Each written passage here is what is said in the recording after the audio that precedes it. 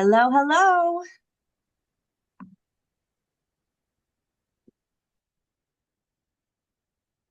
Hi.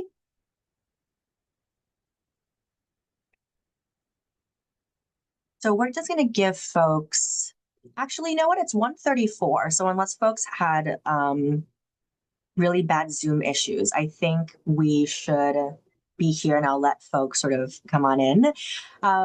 Welcome to Teaching with AI or not. So this session is meant to give you a little bit more information about what our students are going through, their concerns, and for you to hear from some of our first year students themselves. And I think we're going to get started. So if you've been to one of my Zoom sessions, you know that they're all super interactive, and I'm going to need you to be ready to type on your keyboards. So everybody, let's do a practice round to say hi to each other. Even when we're apart, we're together. Hi, hi, hi, hi, hi. Hey, Jay. Hey, Monica. Yes, yes, yes, yes. Thank you, thank you. Hello, hello. All right, so here is what we have in store for you today.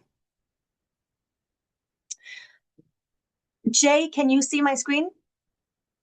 Wonderful. Okay. I am Nancy Yancamisa. I'm the Director of Undergraduate Foundations, and I lead the coordinated experience for first and second year students.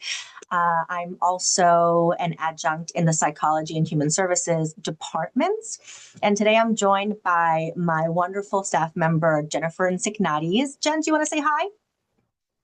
Hi everyone. I also just want to mention, Nancy, your slideshow isn't full screen. It's like showing like half a screen.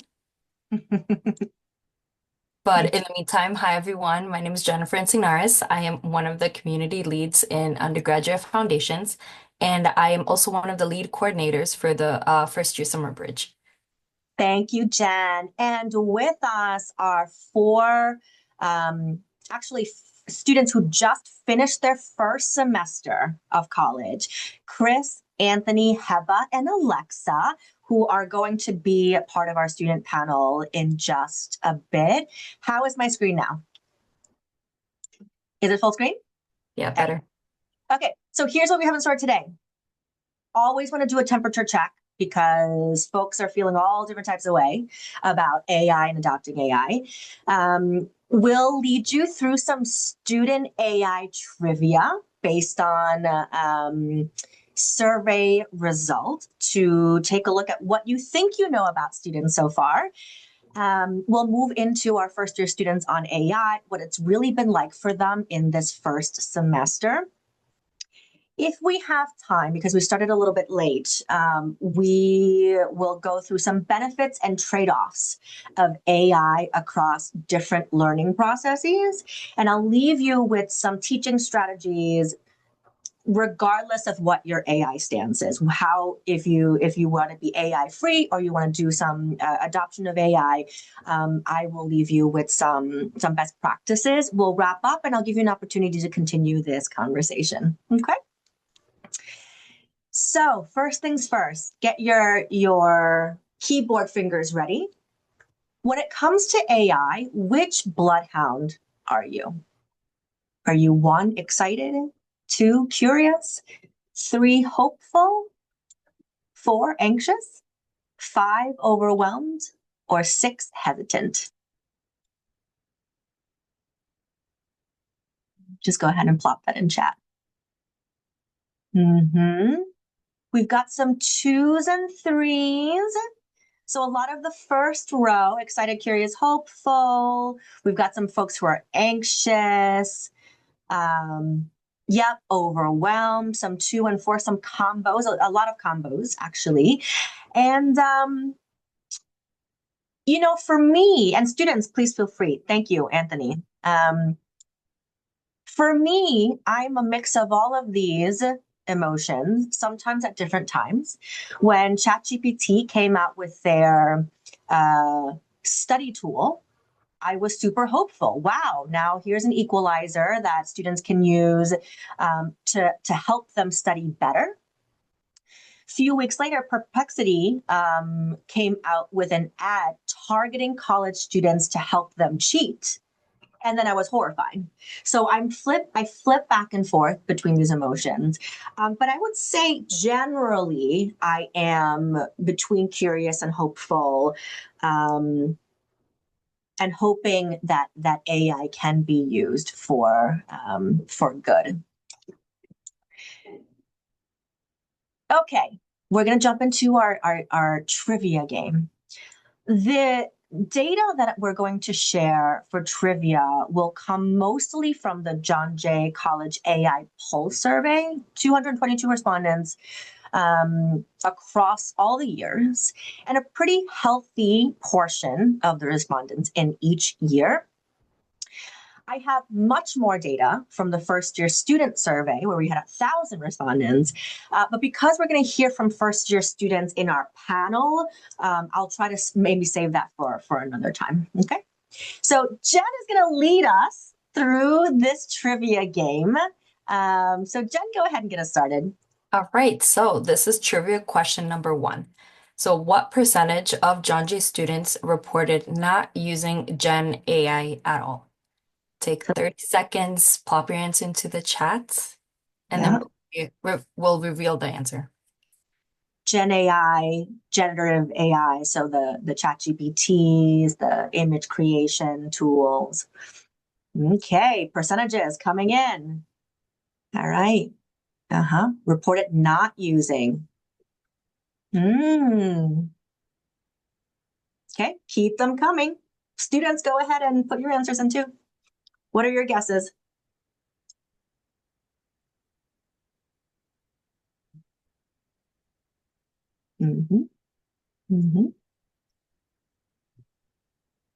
Jen, shall we reveal? Yes, reveal. 44% of respondents did not use, reported not using, right? So some of you were on the much higher end and some of you were on the much lower end. Think about what this means about assumptions in our classroom. At any given time, in any course we're teaching, for now, maybe we're hovering at the 44% that are abstaining. That's probably going to grow as it has over the years, all right? Brianna, if you have, this is why Zoom chat is so great. If you have aha moments or thoughts that you want to burst out loud, put them in chat. Brianna seems to be surprised that this is the percentage of students who are not using. So feel free to continue using the chat to share your thoughts here. Shall we go next question, Jen? Yes, let's go to trivia question number 2. So which student group has the highest rate of active Gen AI use, daily or weekly?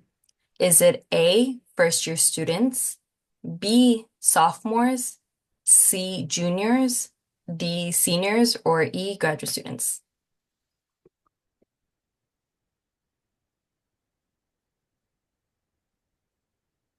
Monica, I'll come back to your question, your great question in a moment. D, the seniors have it. Some are guessing the juniors. Some are guessing the graduate students. Yep, keep them coming. Keep them coming.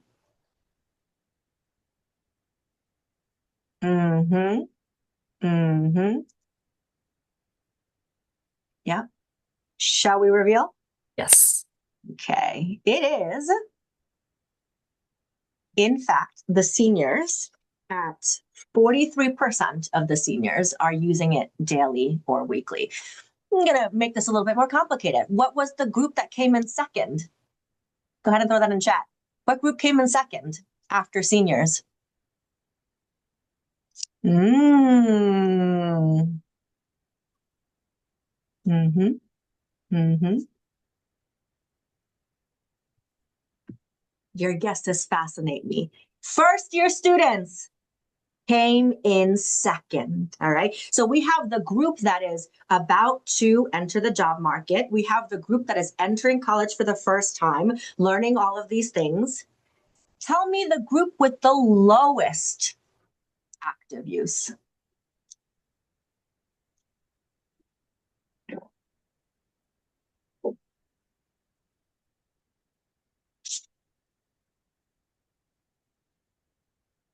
Mm, interesting, interesting.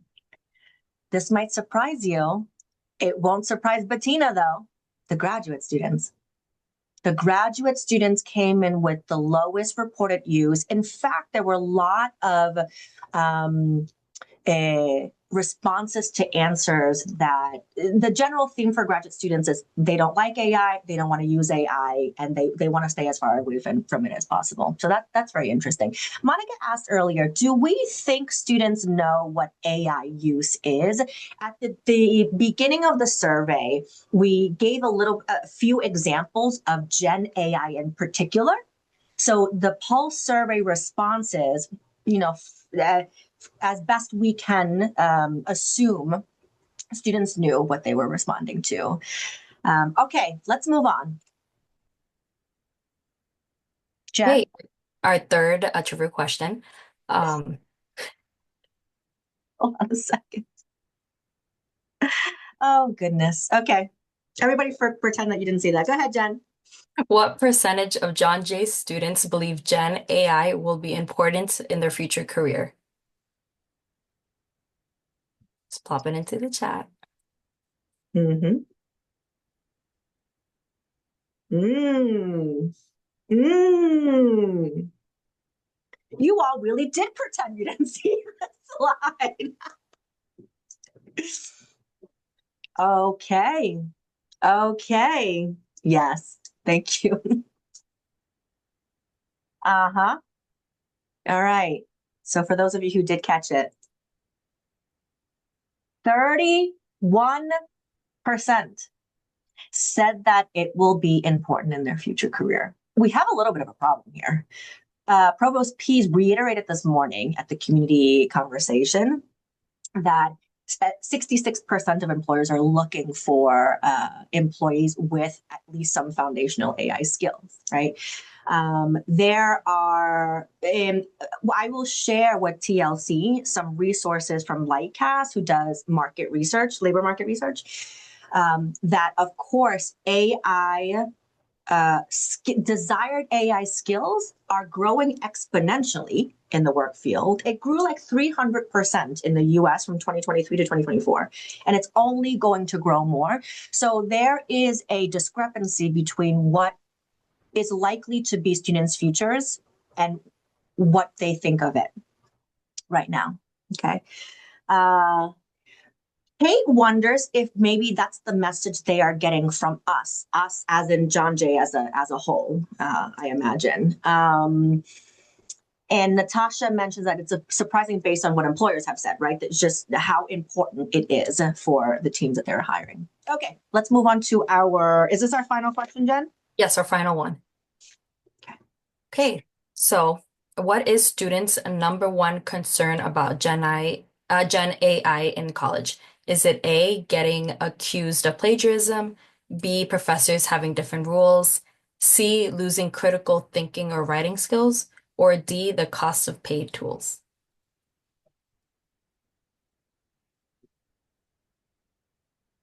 I see a lot of A and B. I see one C. Mm-hmm. Mm-hmm. Mm-hmm. Give it another 5 seconds. Mm-hmm. Mm-hmm. Yeah. Shall we reveal? Yes. Losing critical thinking or writing skills came in at 62%. So it means that our students are worried about the same thing that we are most worried about, losing these critical thinking and writing skills. You'll hear a little bit more from our students talk about that later on. Yes, absolutely coming in second is the getting accused of plagiarism. We talked about that this morning too, this erosion of trust, this coming into the classroom already worried about whether they'll be accused of cheating.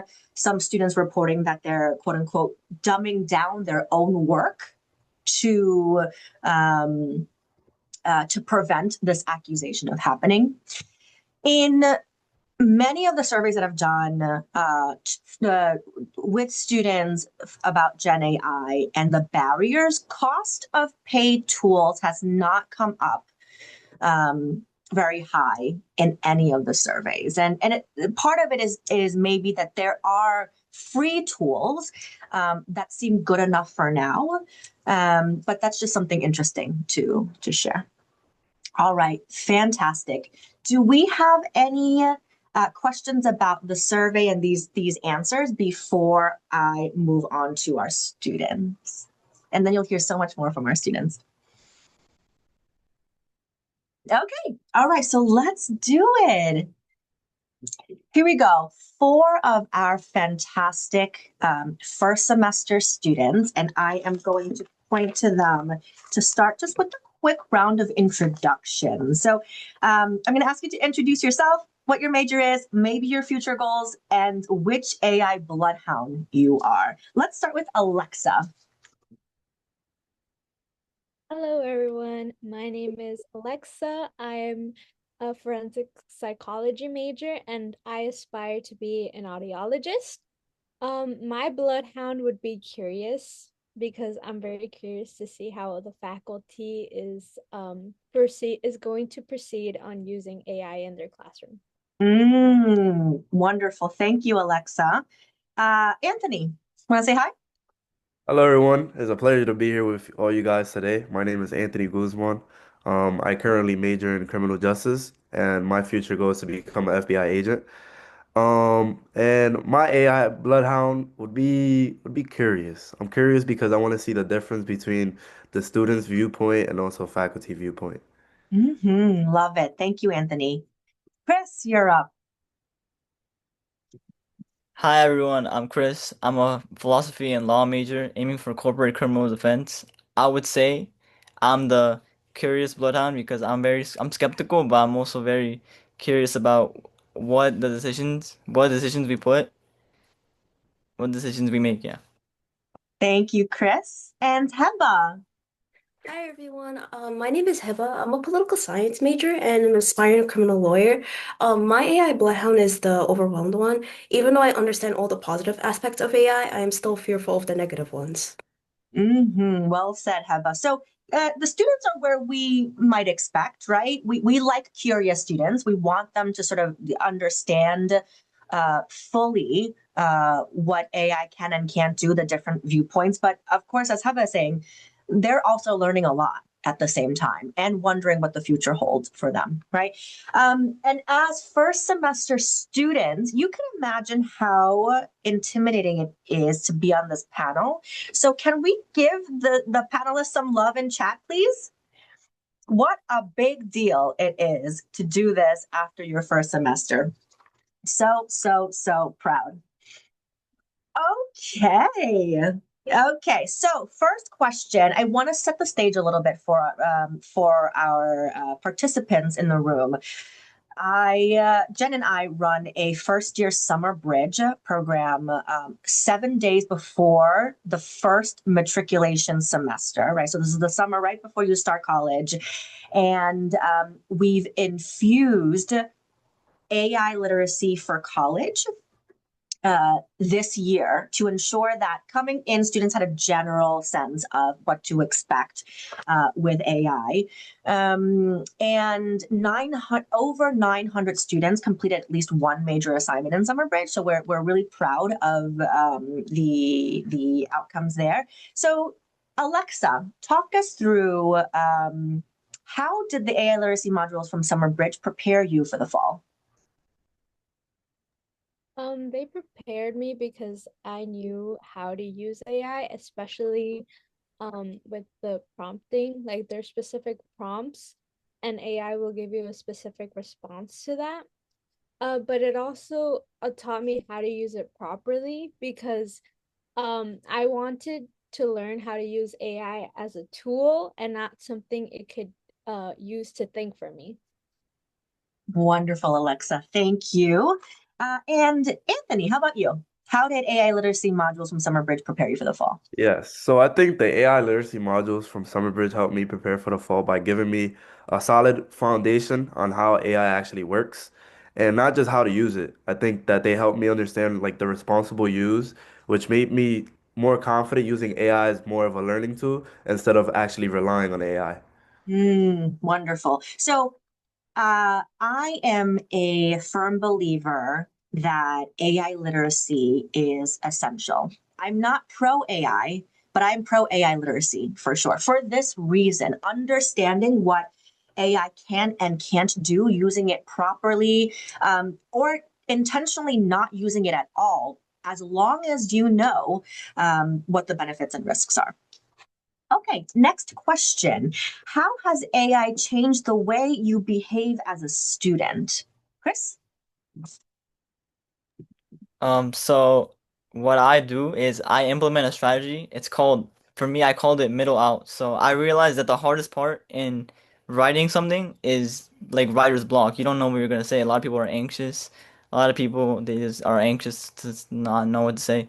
So I start with the thesis I haven't solved yet. Then I dump my notes into the AI the AI, and then I build like I build a skeleton, but then it builds a skeleton, but I write the muscles, you know. If you get that reference. I Muscle. actually write the actual sentences myself.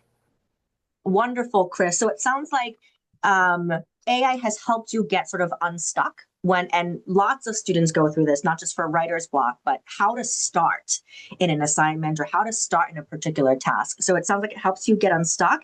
And it also, because Chris and I have talked about this a little bit more, he is brain dumping his ideas to get some help to get it organized, right? Different from putting in the assignment, just having it generate something and spit that out, right? Thank you, Chris. Alexa, what about you? I've used it more of a as like a tutor almost. Um, because I am really bad at math. I'm not very good at it. And so I used it as as a tutor. So I would ask its questions. I would see how it would solve certain answers. And for it took a lot of experiments because not all AIs are compatible with math. Specifically like pre-calculate like higher levels of math like pre-calculus, and I also started to realize it's horrible with graphs like visual graphs. It's really bad, so Mm-hmm. I had to do the thinking for myself for that. Mm-hmm. But for questions like equations and uh word problems, if I really couldn't solve them myself, I would ask the AI, how would you solve it? And it would give me a breakdown of how to solve it. And over time, as I started to get used to it and learn with it, it kind of molded into my version of learning. Mm-hmm. So I hear knowing where AI sucks. That's fantastic. And then seeing sort of AI model how to solve an equation, not just getting the answer, but the process, right? Follow up to that. What would you have done if AI didn't exist and you were still facing the same challenges with math? I know John Jay has like free math tutor resources. The thing is that I work and a lot of the times I don't have the time to access those resources given the time frames that are available. So with I would have to relied on YouTube, which is what I used to do growing up, or like my dad. He's kind of good at math. He used to help me a little bit, but I used AI whenever I really needed help from a professor and I couldn't find it due to my work, and I just couldn't find it at the time. Mm-hmm. Thank you, Alexa. So, because AI feels super accessible, right? So at whatever time you come home from work, whatever it is, you really needed it, you used AI. Professor Matesi is posting in chat that there's also a free service of tutor.com, 24 hours, right? But part of that is trusting that which is easier to figure out, putting a prompt into chat or figuring out how to log into tutor.com and then looking for the right button and right. And it just goes to show what students go through as they are wanting to get help. and what feels the most accessible. YouTube would have been something else, right? Lots of students are using Khan Academy, YouTube videos, and things like that. But there's something about AI that might feel a little bit more interactive. I'm looking for this specific way of solving this specific equation. That's in a prompt rather than trying to look for a particular video. Or if you're lucky enough to have a parent that's around who's good at the subject, that could also be a possibility. But just putting it out there that the temptation to use AI also is that it is very accessible and very gives you the feeling of being very personalized. We're going to note the questions, Jen, that are in the chat, and we're going to come back to them after this round of questions. Okay. Next up, one way that AI helps me as a student, just adding on to that a little bit more. Anthony, tell us. I think that one way AI helps me as a student is by like explaining topics in a more simpler way when I'm confused. It helps me like break down difficult topics into simple explanations, which helps me understand why my work better and feel more confident when studying. But usually I try not to rely on AI. Just like I rely on like just myself or, always getting together with other students who are in my class and try to understand each other's viewpoint and how we can come together and understand the class together instead of having to rely on AI. And, sometimes AI may give you an answer that maybe it's not an answer that your professor gave you. And sometimes AI just is going to throw you off and you don't want that. Let's just say you go back to class and you give an answer to the professor and the professor's like, but that's not the answer I gave you. So, um, in reality, AI has helped me like, explain topics, but I try not to really rely on AI when it comes to studying or when it comes to my topics.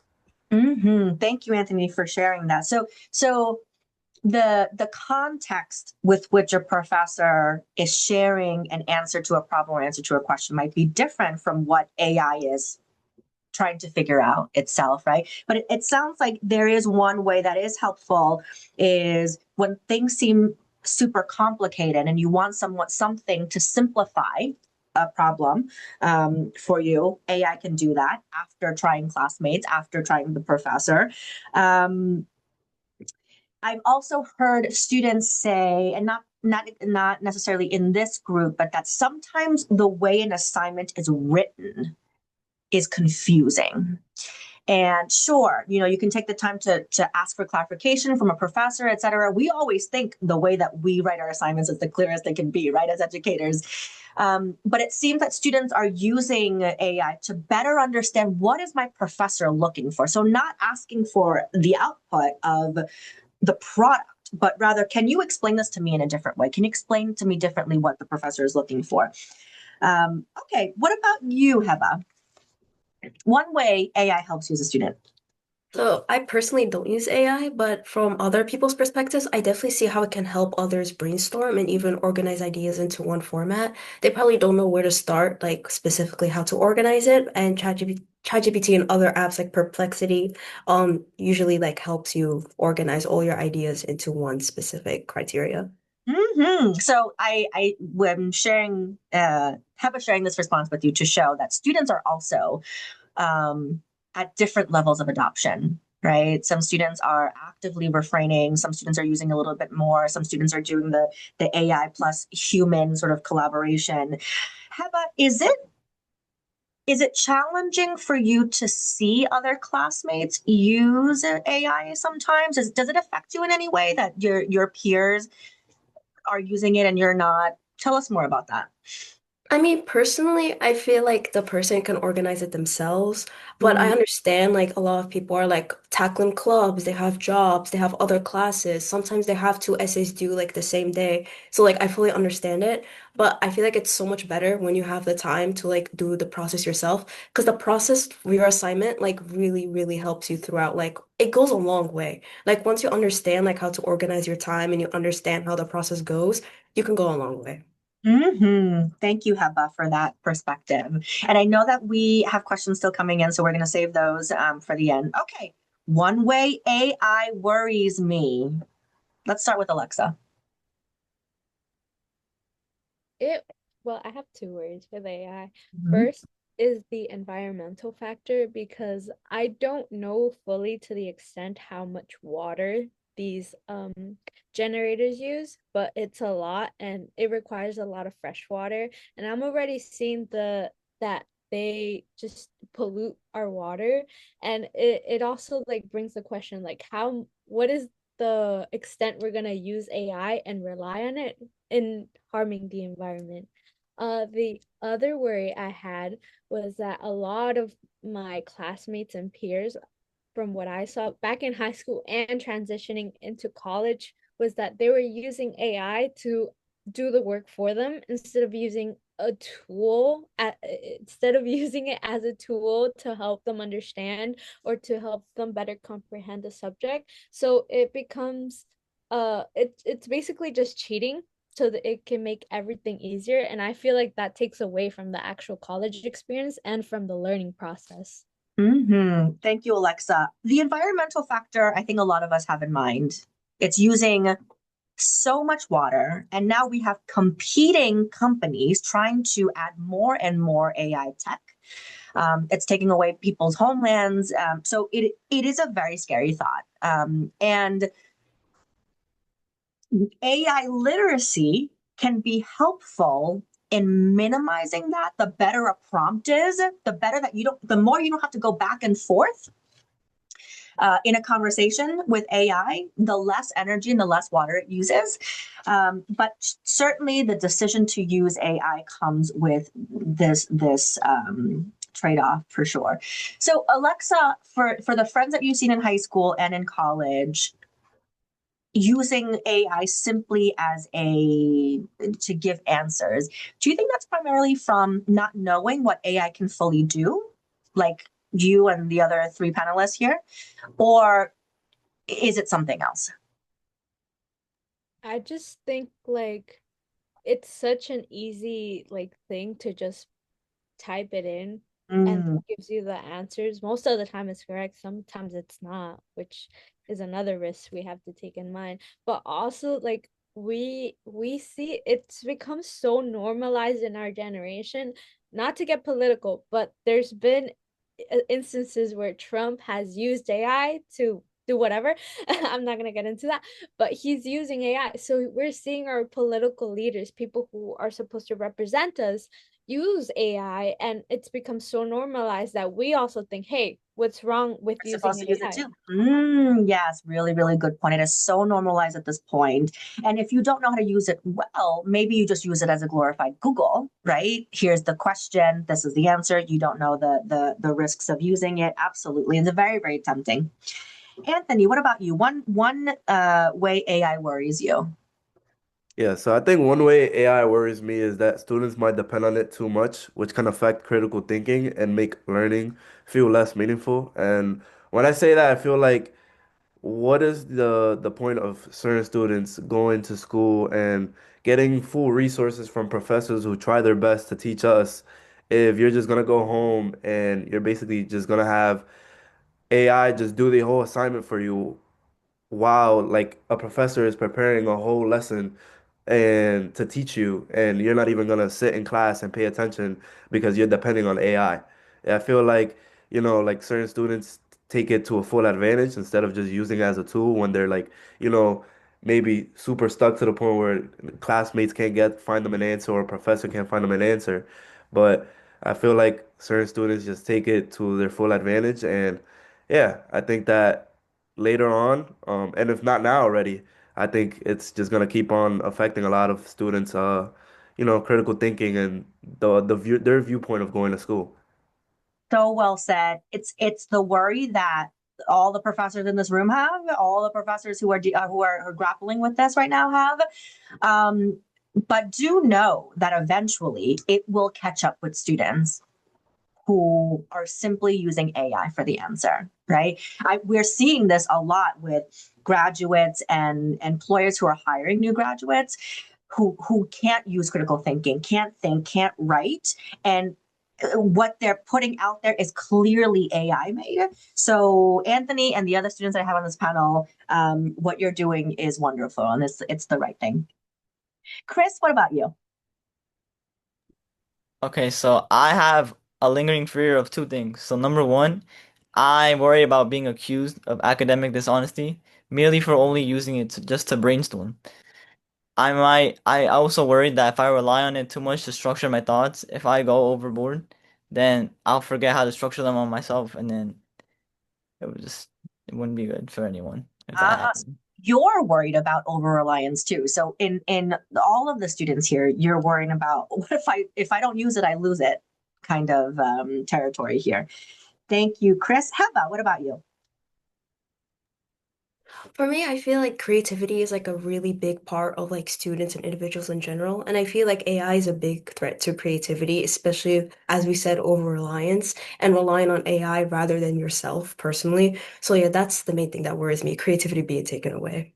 Absolutely. And as someone from the arts too, I value my creativity really highly. Okay. So let's do the second to last one quickly. What's one thing that's confusing about the AI policy at John Jay? Chris. For me, the biggest confusion is the inconsistency I've seen. So I've seen a lot of examples from my friends and from other friends that I have in school and other colleges where one professor like just plain bans it. Another just says use responsibly, but he doesn't really define what responsible is in his syllabus. We never really know what outlining is, like what outlining it count like we don't know if it's a violation or not. Got it, Chris. So professors have their own policies. Have you found in any courses that there was no policy at all? Yeah, I know. Yeah, I definitely I saw that. I saw Okay. that one course that was very vague about it. Very vague about it, and one just did not have anything. So Okay, got it, got it. And Heather, what about you? I feel like one thing that confuses me is how like the syllabus doesn't clearly mention whether they allow AI or not. Because personally, a lot of my courses, like as a first year, they were like fully against AI, but they wouldn't mention anything in their syllabus. So like the first few assignments, some people would use AI for like outlining or brainstorming, or do the wrong thing and use it for the whole assignment. Which we'll leave that aside, that's already wrong. But like for brainstorming or like making an outline or like as some people were saying, if you use it as like for a draft and then later on you make it like in your own words. Um, Hmm. but yeah, I feel like the most thing that's really confusing is how they don't clarify if the in the syllabus, like if it's okay or not. What would be helpful? Like, what's an example of what would be helpful to see in a syllabus where AI is not allowed? It would be really good if they would clarify if it's like not allowed for like brainstorming or like in general at all. Mm, Because what I've seen in some courses, they're okay if it's like for brainstorming, but they wouldn't mention it in their syllabus. So the first few assignments are like kind of like, okay, what am I doing here? mm. So yeah. Okay, yes, all right. That's helpful to hear. So clarity about what constitutes AI use or responsible AI use, if not allowed, being clear and consistent that it is not allowed in any form, maybe some examples even of all the forms that the AI use usually comes up in. Okay. Finally, what's one thought or question you have about AI and jobs in the future? Let's start with Anthony. One thought I have about AI and jobs in the future is how like it will change the skills people need. Like, will some jobs disappear? Will new kinds of work be created that we can't even imagine yet? So, will some jobs that you know exist now not be available by the time you graduate, or um, will new jobs that you don't know be there later on? What about you, Alexa? Um, from what I've seen on social media and what a lot of Gen Z or my generation explains is that they're being laid off because they're finding out that AI is replacing them in jobs like HR, like they use like systems where they only need like two employers to overview it and the rest are fired. So Mm, like it concerns me. Like I know like the medical fields definitely are safe from AI, but there are other fields like I think it was business, I'm not too sure, don't quote me on that. Mm. That are concerned that their work is gonna be completely replaced by AI and the companies won't have to pay you, but instead will have an AI that is cheaper and more easier to use. As I was preparing this presentation last night, I got an email from LinkedIn that said, "Your young workers are afraid of AI." I was like, "Okay, what does this mean?" So it is what Alexa and Anthony are sharing, that they're scared of putting all of this work in college just to be replaced by machines later on. Chris, what about you? So for me, I'm speaking on my major as a philosophy and law major. I don't think AI will replace me in the law field. I think it could handle the dull work like the filing and the scanning and all the stuff that they don't really want to do. But if and then that frees me, that allows me to get my argument across, and it frees up a lot of space in my brain to do it. And that's the human element that I don't think that AI can ever replace. So your perspective is that let AI do some of the mundane work and allow you to use your human brain even more than before, especially when you're in the field. Yes. Heba, what about you? Well, one thing I wonder is if there could be limitations on AI in order to secure jobs. Are there limitations on AI in order to secure jobs? Ask us that in another way. Are there any restrictions on AI in order to secure jobs? Will there be restrictions on AI in the workplace in the future? Who knows? There seems to be very limited restriction right now, and the truth is because the field of AI is growing so quickly and so exponentially. It's important that you as students and us as educators are paying attention to how AI is affecting the particular field, especially the field that you're interested in pursuing in the future. And perhaps that means that there is a tool in the law field, right, for Chris, that is has high use. It's something that most entry level staff need to know. That is something to put some time into, right? So being intentional there. Okay, so we've gone through my questions here. I'm going back in to look at your questions for students. And students, go ahead and chime in wherever this makes sense for you. So one question, do you, students, use AI differently depending on subject? For example, math versus literature, etc. Anybody want to answer that? Have perspective on that? I'll step in. Yeah, Alexa.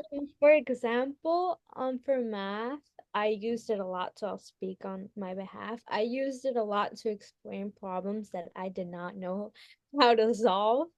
But for literacy and stuff like that, you need to think. You Mm. can't really use AI to think for yourself. And also, I had Professor Carbonell Oh, as in one of my courses. So she was very strict on not using AI.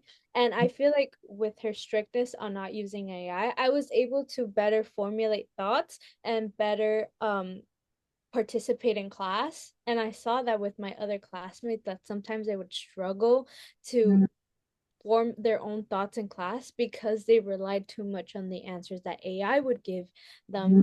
mm, And also the class was like no technology, which I really enjoyed because I didn't get distracted by any like my phone. So without the AI use, they really had trouble with that. But mm. in my case, like for math, that really helped me, and I even got an A in math, which I was surprised. Oh, Alexa, wonderful. So the way that you were prompting for math helped. I mean, it did what it was supposed to do, right? You got an A in math. You had to take those tests in person. So there was no AI that could have helped you there, right? But it did help you understand the concepts. And Professor Carbonell was protecting your critical thinking and your ability to explain things yourself by prohibiting AI in class. Lovely, lovely, lovely. Okay, so let's move on to Professor Lopez has a question directly for Chris. What would you have done if AI weren't around? Sorry, so this was for, I can't remember which question this was for. Maybe the middle out question? Yeah, that would, yeah. Give Okay. me- Yeah, so what would you have done if you couldn't dump your messy notes into AI? Okay, well, for me, without AI searching, with this the pipeline between searching and insight, it's gonna take a lot longer. Mm, So mm. if I were to really calculate it, I would say about 80% of my time making, like writing, would be on retrieving the information, like going to the libraries, indexing papers, scanning for keywords, and then 20% would be for synthesis. And then the AI, that the thing about AI is that it allows me to flip that ratio basically. And it just moves straight into that critical analysis and high level strategy that actually moves things forward.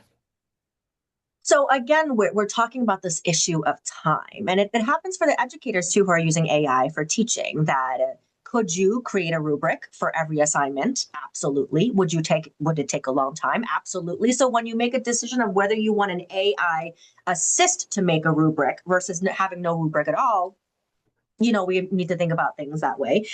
Chris is saying, yes, this synthesis and organizing I absolutely could have done, but it would have taken me a lot longer. Now that comes with its risks too, but the honesty of this gives me a lot more time to do X, Y, and Z. That is as valuable to me. Oh, Nancy, can I just chime in really Of course, quickly? Ava. Yeah. So I see I think this was, and I asked this question in the other session when we had the big group session, and I don't think we really got around to had time to talk about it, but it was sort of this idea of this process oriented work, right? And that I think that's a piece where I'm struggling with, because I think there's a great deal of value, as Alexa mentioned, with this moment of going through the process. And it's not just because you are, it's taking up your time and you have to, you've got to put all this time into figuring out how things are going to be organized or whatever your project is. But going through a process learning experience also does something for your social emotional learning. And that is that it gives us, and I'm especially concerned about students of color, first generation, college students, to really learn this question of resilience, right? Of working on something over and over and over again until you get mastery. And then guess what? Even when you have mastery, you go back to the basics. And I always think about sports as the analogy, right? You have folks who are in the New York Yankees, and you know what they do every day? They get up and they still, Train. try to throw the ball or hit the, or hit the ball with the bat. And so I think that there's something to be said about that, but for all students, but certainly for students of color, especially in our political climate right now, right? Where you have to not only know how to do the work, but you have to have a certain kind of resilience, a certain kind of, ¿cómo se? Husbah, se dice, Chutzpah. right? Yeah, the value of the being comfortable with the tension of Right, learning and how right, it doesn't always feel good to get through that process. right. If Chris were in my class and I heard that students like Chris like to do a brain dump and have AI reorganize. And I am interested, as you know, I am in how AI can help the learning process. I might, as part of an assignment, have Chris do the brain dump both in AI and then or do a analog organization and then do the brain dump in AI and do a reflection on difference that it made, what AI did well, what was it missing in the humanness of how Christopher, reorganized his notes. So I don't know necessarily that I think AI can add some value, but we need to be intentional about how we integrate it. Absolutely. Okay. Let me see here because we are definitely running out of time. I think we need to move on to this last piece that I want to leave you all with. So let's give our panelists lots of love in the chat. Imagine when you were a first semester student. No way. There's no way I could have done this. So this is just such a big deal. We're getting ready to put this on their LinkedIn. It's just such a great thing. What I promised for today, let me see here. Do you all see my PowerPoint coming in? Yes. Okay. So I wanted to leave you all with some thinking about your AI approach, whether that is refraining completely. Jen Page from Philosophy called this AI-free classroom, right? And as opposed to an approach where you're being curious and cautious, experimenting, maybe integrating some more. And what I've heard from students and some best practices here, if you're going to refrain, it takes some time to talk about why you've decided to do this and just how we did in this session today.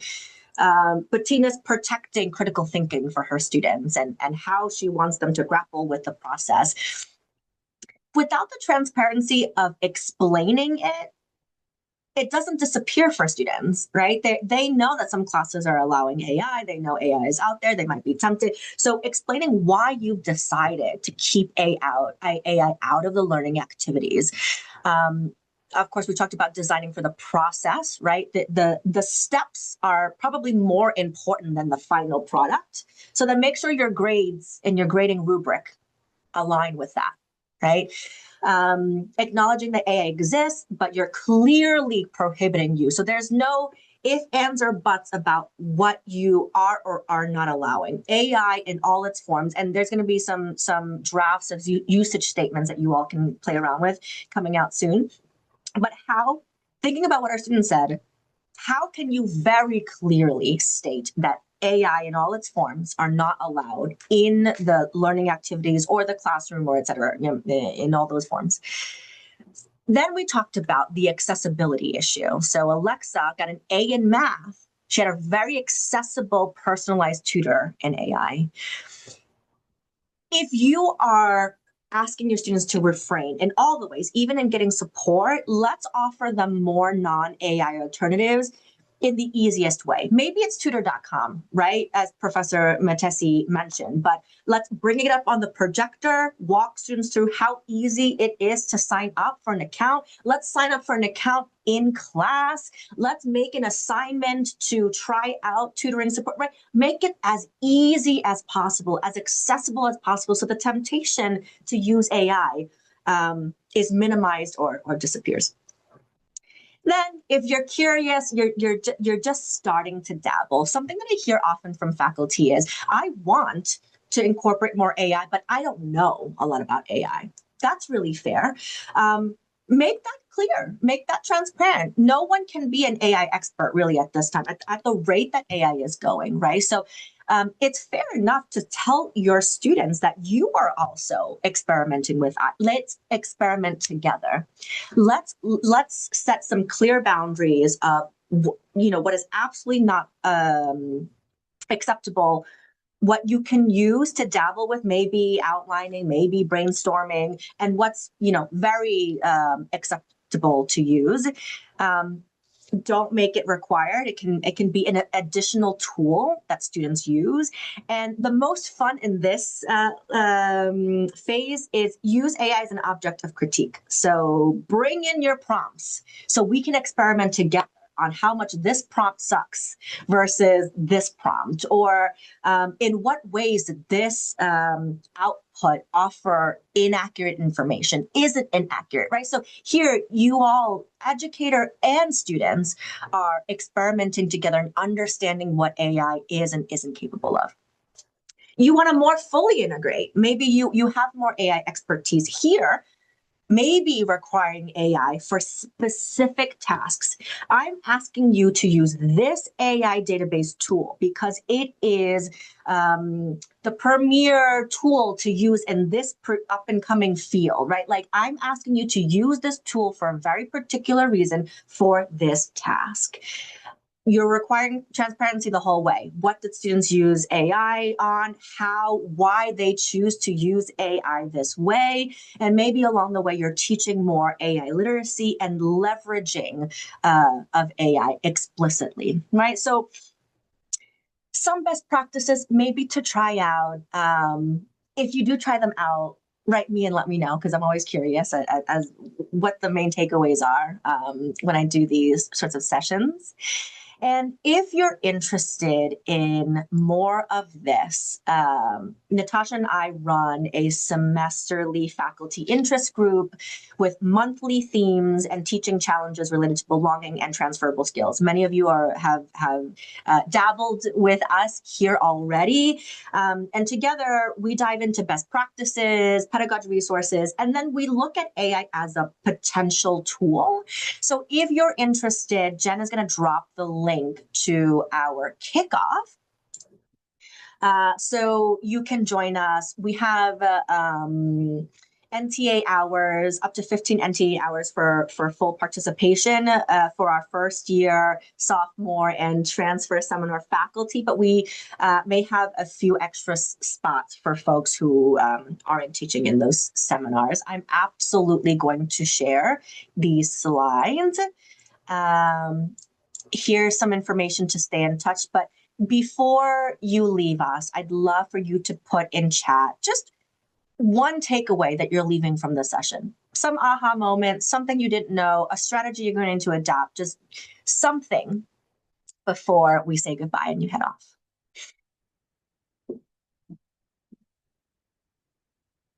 Oh, yes, Jake. Students and educators are grappling with the same things, and you might not have even known it. Mm-hmm.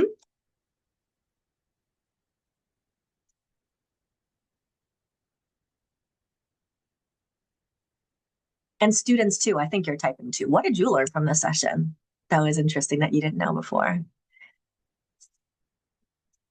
Yes, more from our students about how they use AI. So great to hear straight from them what their thoughts are rather than relying on our assumptions.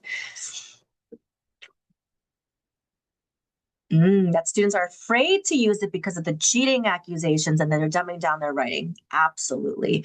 I mean, I'm also a person who used M dashes all the time, way before AI. And now I'm like, do I want to leave this M dash here? Because I don't want people thinking that I'm using AI. Jay thinks that this feels like it's just the beginning of how AI will change our lives. Absolutely. So my best advice there is to just be aware of how things are changing for all of us and use that to inform how you're going to decide to move as a student or an educator. Well-versed on ethical use, love the different and creative ways students are using AI to help them succeed without cheating. Thanks to all our students. Their input is super crucial. Didn't realize how many questions that you all have about AI use. Provost Pease, some students might not know this, in the red, that's our provost coming to our session. John Jay students are already very thoughtful about AI and its effects on education. So with that, we'll share the slides.